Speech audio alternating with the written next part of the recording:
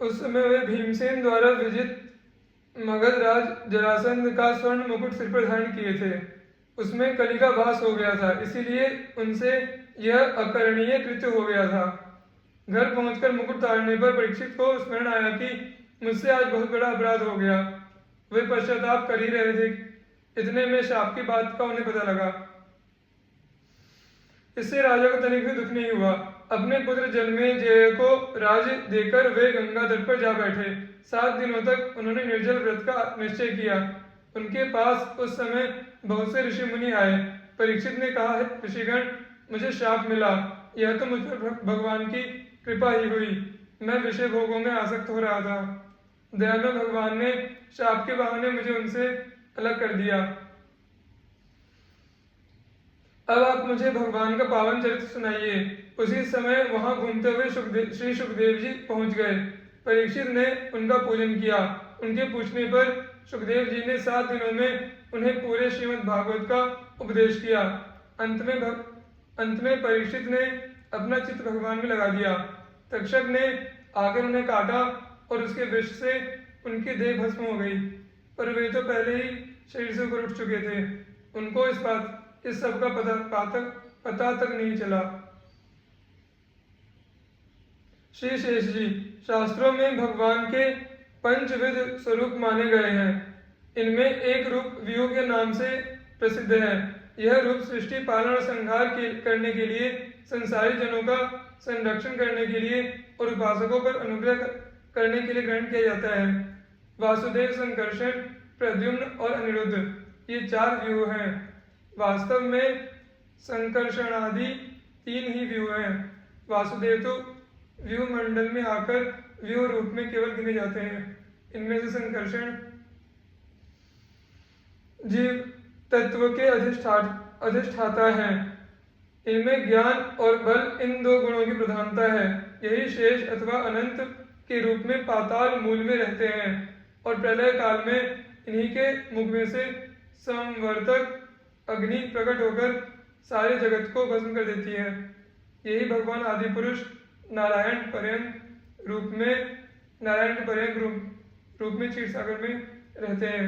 ये अपने सहस्त्र मुखों के द्वारा निरंतर भगवान का गुणानुवाद करते रहते हैं और अनादि काल से यूं करते रहने पर भी अगाते यह उगते नहीं। ये भक्तों के परम सहायक हैं और जीव को भगवान की शरण में ले जाते हैं। इनकी सारे देवता वंदना करते हैं। इनके बल, पराक्रम, प्रभाव और स्वरूप को जानने अथवा वर्णन करने की सामर्थ्य किसी में भी नहीं है। गंधर्व, अप्सरा, सिद्ध, किन्नर, नाग आदि कोई भी इनके गुणों की थाह नहीं लगा सकते। इसी से इन्हें अनंत कहते हैं। ये पंचविध ज्योतिष सिद्धांत के प्रवर्तक माने गए हैं। ये सारे विश्व के आधारभूत भगवान नारायण के शिव विग्रह को धारण करने के कारण सब लोगों में पूज्य और धन्यतम कहे जाते हैं। ये सारे ब्रह्मांड को अपने मस्तक पर धारण किए रहते हैं। ये भगवान के निवास, शैया, आसन, पादुका, वस्त्र, पादपीठ, तकिया तथा छत्र के रूप में शेष अर्थात अंगीभूत होने के कारण शेष कहलाते हैं। त्रेता युग में श्री लक्ष्मण जी के रूप में और द्वापर में श्री बलराम जी के रूप में ये ही अवतीर्ण होकर भगवान की लीला में सहायक बनते हैं। ये भगवान के नित्य परिकर, नित्य मुक्त एवं अखंड ज्ञान संपन्न माने जाते हैं।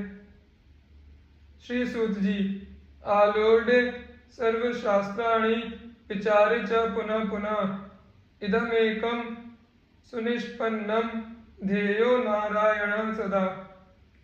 सब शास्त्रों का मंथन करके तथा पुनः पुनः विचार करके यही निष्कर्ष निकलता है कि भगवान नारायण ही सदा ध्यान करने योग्य हैं।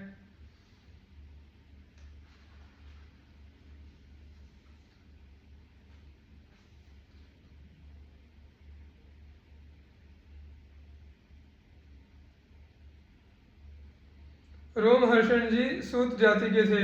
ये भगवान वेद व्यास जी के परम प्रिय शिष्य थे।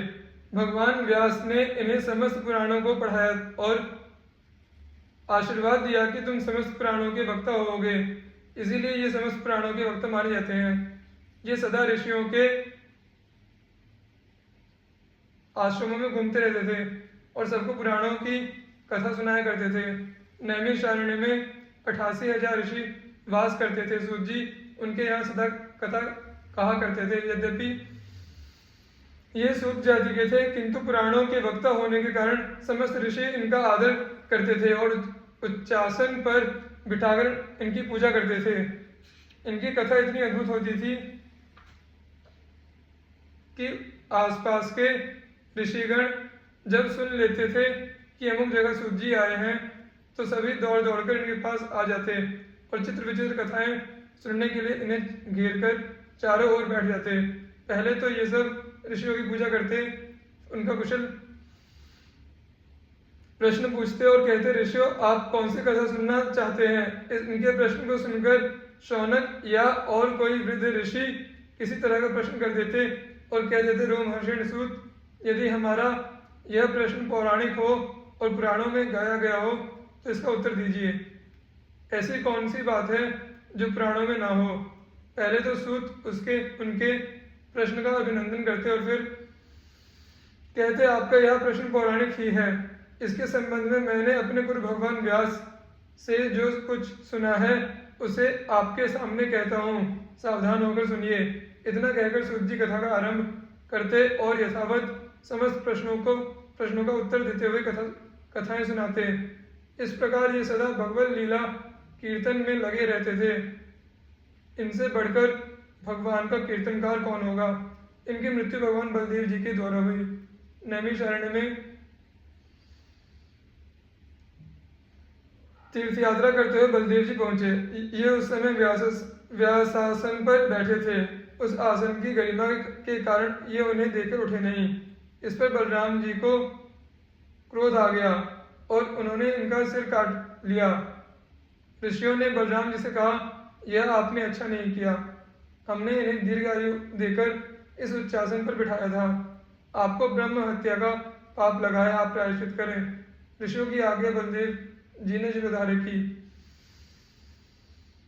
और उन्होंने जैसा प्रायश्चित बताया था वैसा किया। उस समय से इनके पुत्र उग्र श्रवा को वह गद्दी दी गई और तब से रोमहर्षण की जगह उग्र श्रवा पुराणों के वक्ता हुए। आत्मा वै जायते पुत्रः के नाते उग्र श्रवा में अपने पिता के समस्त गुण मौजूद थे। महाशाल श्री शौनक जी ये नैमिषारण्य के 88,000 ऊर्ध्व रेता ब्रह्मवादी ऋषियों में प्रधान ऋषि थे। भृगुवंश में उत्पन्न होने से भार्गव और शुनक के अपत्य होने के कारण इनका नाम शौनक पड़ा। समस्त पुराणों को और महाभारत को इन्होंने ही सूत जी के मुख से सुना था। पुराणों को श्रवण करने वाला ऐसा कौन सा मनुष्य होगा जो इनके नाम को न जानता हो।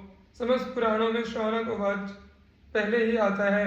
हमें पुराणों में व्रतों का महात्म्य तथा तीर्थों की महिमा जो कुछ भी सुनाई पड़ती है, सब शौनक जी की कृपा का फल है। ये हजारों वर्ष का श्रवण सत्र करते थे। एक जगह कहा है, कलिमागत माज्ञाय क्षेत्रेस्मिन् वैष्णवे वयम् आसीना दीर्घसत्रेण कथायां सक्षणा हरे। कलयुग को आया देखकर हम सब ऋषि इस वैष्णव क्षेत्र में भगवान की कथाओं का आनंद लेते हुए दीर्घ काल का सत्र कर रहे हैं। इनका समस्त समय भगवत कथा श्रवण में ही व्यतीत होता था। ऋषियों में जैसा विशुद्ध और संयम युक्त चरित्र महर्षि शौनक का मिलता है, वैसा अन्य किसी ऋषि का शायद ही हो। ये नियम से